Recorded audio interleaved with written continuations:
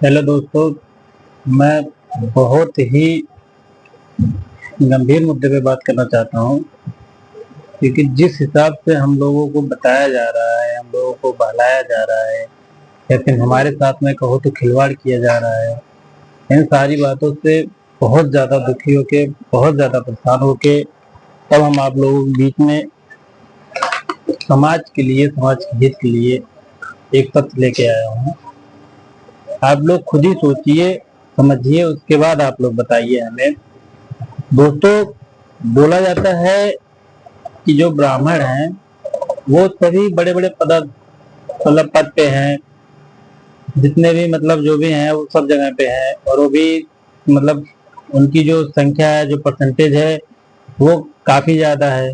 जैसे कहते हैं कि 20% है, 25% है, 30% है। अगर किसी चीज का 100 सीट है तो उसमें 50% ब्राह्मण है। दोस्तों, ऐसा कुछ नहीं है।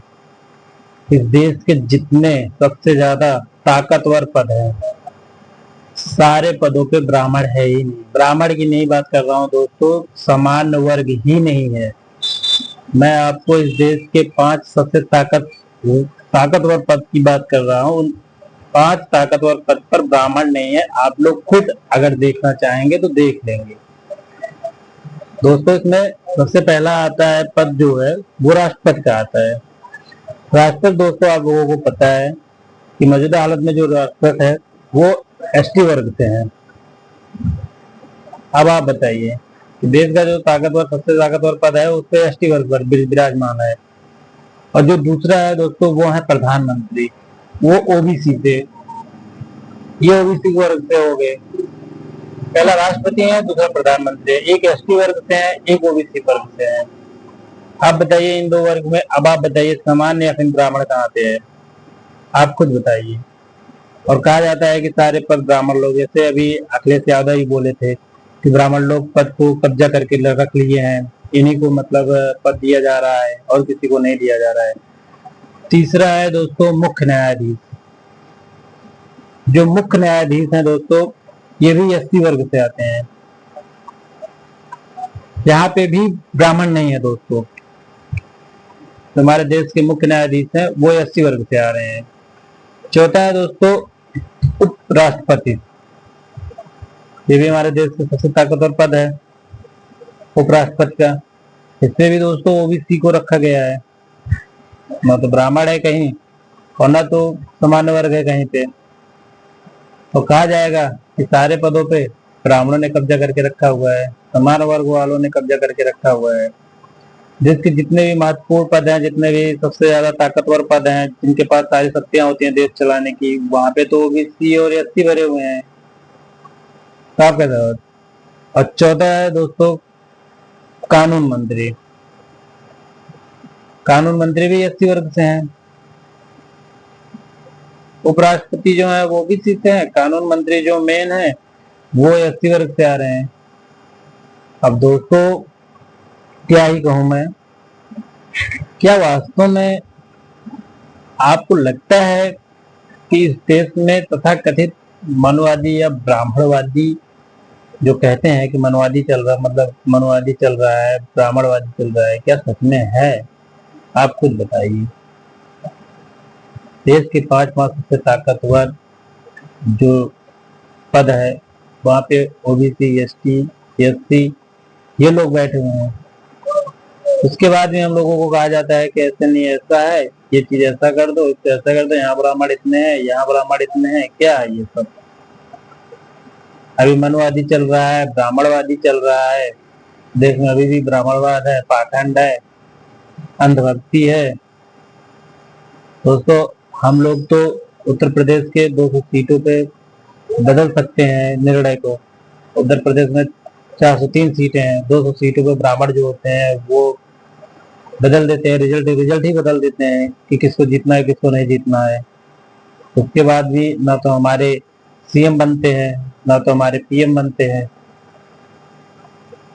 हमारे तो कोई होते नहीं है कि कोई ब्राह्मण ब्राह्मण वर्ग से आए। या फिर दोस्तों ये कह लें, ये एक गंदी राजनीति है। ये लोग एक गंदी राजनीति करके ब्राह्मण को सिर्फ टारगेट कर रहे हैं, इससे ज्यादा और कुछ नहीं है। ब्राह्मणों को टारगेट कर रहे हैं, इनको कमजोर करने की कोशिश कर रहे हैं कि इनको कैसे मतलब हटाया जाए रास्ते से। दिनेश शर्मा थे उत्तर प्रदेश के, उनको ऐसे रास्ते से हटा दिया गया कि आज वही भाजपा के विपक्ष में बोल रहे हैं। उनको कहीं ना कहीं लगा होगा कि ब्राह्मणों के साथ अन्याय हो रहा है। तो कांग्रेस को छोड़ के पूरे देश की बात कर रहा हूँ, ऐसी कोई पार्टी नहीं है जिसके पास कोई अच्छा ब्राह्मण लीडर हो जो स्टेट लेवल पे काम कर सके, जो ये सीना ठोक के कह दे कि हाँ ब्राह्मण मुझे अपना लीडर मानते हैं। ये सब एक सोची समझी सभी पार्टियों की चाल है। भाजपा की भी यही एक चाल है।